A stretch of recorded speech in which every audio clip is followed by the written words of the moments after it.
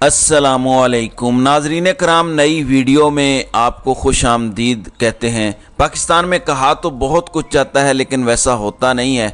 अब जज अबुल हसनात जुल्करनैन, जिन्होंने आखिरी समाअत पर कहा था कि I am not Dilawar, I am दिलेर, जिसका मतलब ये था कि मैं जज हुमायूं दिलावर नहीं हूँ बल्कि मैं दिलेर आदमी हूँ।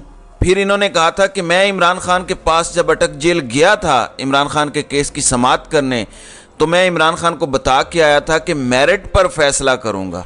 अब ज़रा सुन लीजिए अगला मामला ये हुआ है कि आज उनके सामने इमरान खान के केस की समाअत थी।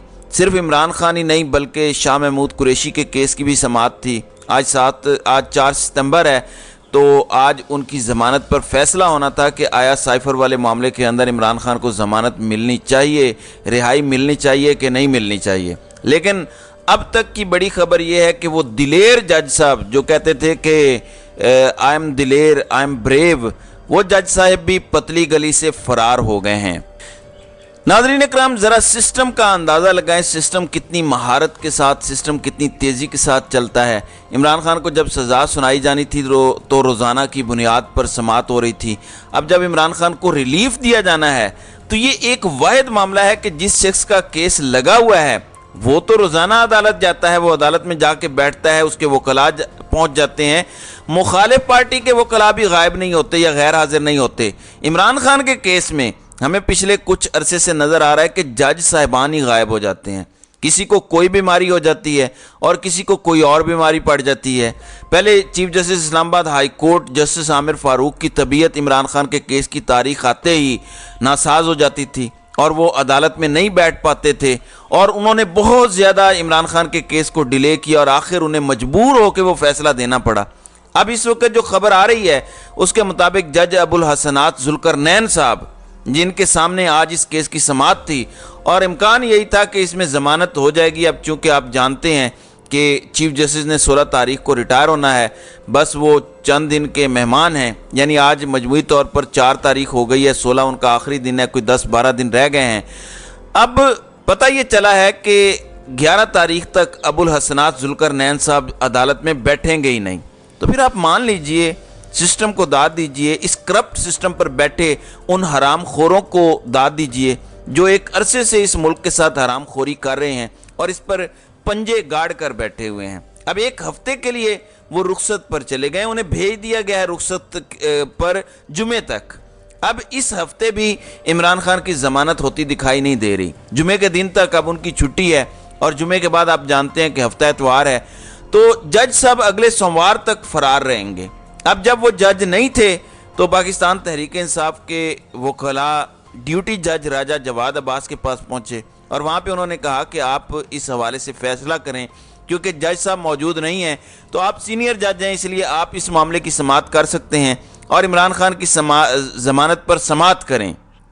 अब सरकारी वकील तो यही कहेगा कि आप बिल्कुल भी इस केस में मुदाखलत नहीं कर सकते, जबकि तहरीक इंसाफ वाले कह रहे हैं कि आप कर सकते हैं, जिसके बाद उन्होंने दलाइल दिए और अब जवाद अब्बास की अदालत ने ये फैसला महफूज कर लिया है और कुछ देर में वो फैसला सुनाएंगे कि क्या वो फैसला करने के मजाज हैं, वो ये केस सुन सकते हैं या नहीं, इस केस को मेरिट के ऊपर देख सकते हैं या नहीं। मेरे ख्याल है कि ये मामला जिस महारत के साथ चलाया जा रहा है, ये जिस तरीके से इसमें रुकावटें डाली जा रही हैं, मेरा नहीं ख्याल कि जवाद अब्बास इस केस को सुन पाएंगे।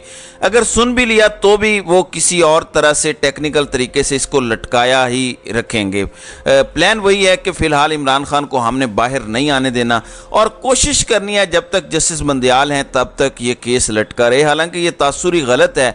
अगर चीफ जस्टिस उमरता बंदियाल इमरान खान को रेस्क्यू कर सकते तो इमरान खान गिरफ्तार ही क्यों होते। ये सारा प्रोसेस आपके सामने है, जिस तरीके से इमरान खान को सजा सुनाई गई, सबके इस पर क्वेश्चन मार्क हैं। लेकिन इसके पीछे एक मकसद है, मकसद यही है कि लोगों को शो किया जाए कि कितना फेयर ट्रायल हुआ है, जबकि इमरान खान की जुडिशरी से जो है वो सहूलतकारी हो रही है, जुडिशरी सपोर्ट कर रही है, लेकिन उसके बावजूद हमने फेयर ट्रायल की खातिर इसको पकड़ा हुआ है। अगर इमरान खान को इतनी ही जुडिशरी की सपोर्ट होती तो तहरीक इंसाफ के साथ इस तरह ना होता।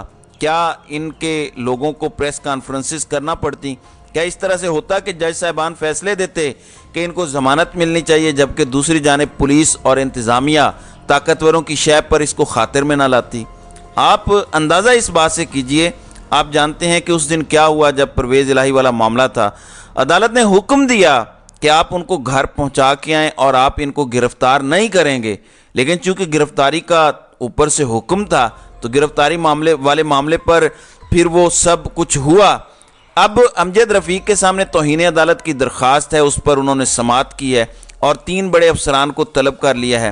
اس حوالے سے پرویز الہی کے وکیل نے عدالت کو بتایا کہ جو DIG انویسٹیگیشن ہے انہوں نے اشارہ کیا تو 17 سے 18 سول کپڑوں میں ملبوس 1 منٹ میں اٹھا کر پرویز الہی کو وہاں سے لے گئے اور اس دوران کسی قسم کا بھی وارنٹ گرفتاری ان کو نہیں دکھایا گیا، یعنی اس کی زحمت بھی نہیں گوارا کی گئی. وارنٹ تو اس لیے دکھائے جاتے ہیں کہ کسی شخص کے کوئی حقوق ہوتے ہیں یا ان کو یہ تاثر دیا جاتا ہے کہ آپ کے خلاف قانون کے مطابق کارروائی کی جا رہی ہے یا قانون کے تحت آپ پر الزام ہے تو اگلا مرحلہ یہ ہوگا کہ آپ قانون کے مطابق اس کو ڈیفینڈ کر سکتے ہیں. لیکن ناظرین اکرام، یہاں تو مسئلہ قانون کا ہے ہی نہیں، یہاں مسئلہ ڈنڈے کا ہے، یہاں مسئلہ طاقت کے استعمال کا ہے، یہاں مسئلہ انا کا ہے، یہاں مسئلہ ضد کا ہے، یہاں مسئلہ کلیش آف پرسنالٹیز کا ہے. آپ دیکھیں کہ ابھی خبر ہے کہ چینی کی قیمت 200 روپے پر پہنچ گئی ہے. جو مرضی ہو جائے، ان کرداروں کو عوام سے کوئی غرض نہیں ہے، ان کا مقصد اپنے اقتدار کو طول بخشنا ہے. آج کی ڈان کی خبر ہے، ڈان کی خبر کے مطابق آرمی چیف کی تاجروں سے ملاقات ہوئی ہے. آرمی چیف نے ان کو یقین دلایا کہ ڈالر کی جو شفافیت ہے ایکسچینج ریٹ کے اندر اس کو وہ لے کر آئیں گے. دوسرے نمبر پر لوگوں نے دعویٰ کیا ہے، جس میں عمر اظہر بھی شامل ہیں، ان کے مطابق عاصم منیر نے اس میٹنگ کے دوران اسحاق ڈار اور شہباز شریف کی بہت تعریف کی ہے. آپ جانتے ہیں کہ نگران وزیر اعظم انوار الحق کاکڑ بھی یہی کہتے ہیں کہ ہم پچھلی حکومت کی پالیسیوں کے تسلسل کو جاری رکھیں گے. یہ ایک الگ بات ہے کہ انوار الحق کاکڑ یہ کہہ رہے تھے کہ ان کے وہم و گمان میں بھی نہیں تھا کہ وہ وزیر اعظم بن جائیں گے. ظاہر ہے ان کو خود بھی نہیں پتا ہوگا کہ انہوں نے وزیر اعظم بننا ہے، یہ تو بس فیصلہ جہاں سے کرنے والوں نے کیا ہوگا اور آپ کو خوشخبری سنائی ہوگی. جیسے جمال شاہ بتا رہے تھے کہ وہ آ رہے تھے، ان کو کہا گیا کہ آپ فوراً پہنچیں اور اہلیہ کو بھی ساتھ لے کے آئیں، تو یوں وہ وزیر بن گئے. تو پاکستان میں یہ چیزیں تو ہوتی ہیں، یہ ان سب کی بڑی مہربانیاں ہیں. پاکستان میں ایسا بھی ہوا ہے کہ ایک وزیر اعظم باہر سے نگران لایا گیا اور اس کو ایئرپورٹ پر اس کا شناختی کارڈ دیا گیا کہ یہ لیں شناختی کارڈ اور آپ آج سے وزیر اعظم بن کے آ گئے ہیں. تو پاکستان میں یہ ساری چیزیں ہوتی ہیں. یہ کرتا کون ہے یہ بھی آپ کو پتہ ہے، یہ وہی کردار، وہی طبقہ جو کہتا ہے کہ ہم نیوٹرل ہیں. اب اس ملک میں پاکستان کی یہ حالت کیوں ہے، اس کے ذمہ دار کون ہے؟ کوئی کہتا ہے جی عمران خان ہے، کوئی کہتا ہے جی فلاں سیاستدان ہے، فلاں سابق وزیر اعظم ہے. جب پوچھا جائے کہ فیصلے کون کرتا ہے، وہی ڈنڈے والے جو ابھی بھی کسی آئین اور کسی قانون کو مانتے نہیں ہیں. اب سارا دن سارا کچھ کون کر رہا ہے، جبکہ ناکام اور فیل کس کو قرار دیا جاتا ہے؟ وزرائے اعظم کو. اور ناظرین اکرام، یہ ڈرامے 76 سال سے چل رہے ہیں، لیکن عوام اب کھلے عام یہ چیز جانتی ہے کہ اصل کون سے کردار ہیں جو اس ملک کے سیاہ و سفید کے مالک بن کے بیٹھے ہیں اور کس طرح سے اس ملک کو انہوں نے کھوکھلا کیا ہے. ان کے پلے ایک ایسی کامیابی نہیں ہے جسے یہ فخر کے ساتھ بیان کر سکے کہ ہم نے پچھلے 76 سالوں میں یہ بہت بڑا کام کیا ہے. آپ ان کی پالیسیوں کا اندازہ کریں. شہباز حکومت کے دور میں مسلم لیگ نون نے یہ چینی برآمد کی تھی اور وہی چینی اب پاکستان درآمد کر رہا ہے، یعنی پہلے خود باہر بھیجی، اب وہی چینی مہنگے داموں یہ دوبارہ خرید رہے ہیں. اب مسلم لیگ نون یعنی احسن اقبال کہہ رہے ہیں کہ یہ چینی بھیجنے والا جو معاملہ ہے اس کے ذمہ دار نوید قمر ہیں جو پیپلز پارٹی سے تعلق رکھتے ہیں. چونکہ ہماری مشترکہ حکومت تھی تو فیصلے ہم نے اکٹھے لیے تھے، ذمہ بھی ظاہر ہے سب کو اکٹھے لینا چاہیے. عرفان صدیقی کے بقول ایک بریانی کی دیگ تھی اور اس میں سے سب نے بوٹیاں کھائیں. اب یہ بوٹیاں کھا کے ڈکار بھی مار لیا ہے، لیکن اس ملک کے غریب آدمی کے پلے کچھ نہیں چھوڑا. اب خبر یہ بھی ہے کہ سندھ میں یہ حکم دیا گیا ہے کہ پیپلز پارٹی کے بنائے گئے سسٹم کو توڑیں. پنجاب میں بھی یہی کچھ ہو رہا ہے، پاکستان میں یہی سب کچھ ہے. اگر آپ ان کے منظور نظر ہیں تو پھر آپ جو مرضی کریں، لیکن اگر آپ منظور نظر نہیں ہیں تو پھر اگر آپ ٹھیک بھی کر رہے ہیں تو آپ غلط ہیں. اب پیپلز پارٹی کو رگڑا لگانا ہے لگا لیں، کیونکہ مسلم لیگ نون کو سپیس دینی ہے سو وہ دے رہے ہیں. اور حفیظ اللہ نیازی یہ بتا رہے تھے کہ اس وقت جو موجودہ آرمی چیف ہیں جنرل عاصم منیر، وہ یہ سمجھتے ہیں کہ موجودہ معاشی مسائل کا حل صرف نواز شریف ہی نکال سکتے ہیں. تو یہ ان کی مینٹل اپروچ ہے. پچھلے 30 سال سے کون اس ملک پر حکمران رہا آپ میرے سے زیادہ بہتر جانتے ہیں. خیر، عوام بہت اچھے سے جانتی ہے کہ یہ کردار کس طرح سے اپنے اپنے مفادات کا کھیل کھیل رہے ہیں۔ تو ناظرین کرام، آپ کی اس ویڈیو کے حوالے سے کیا رائے ہے؟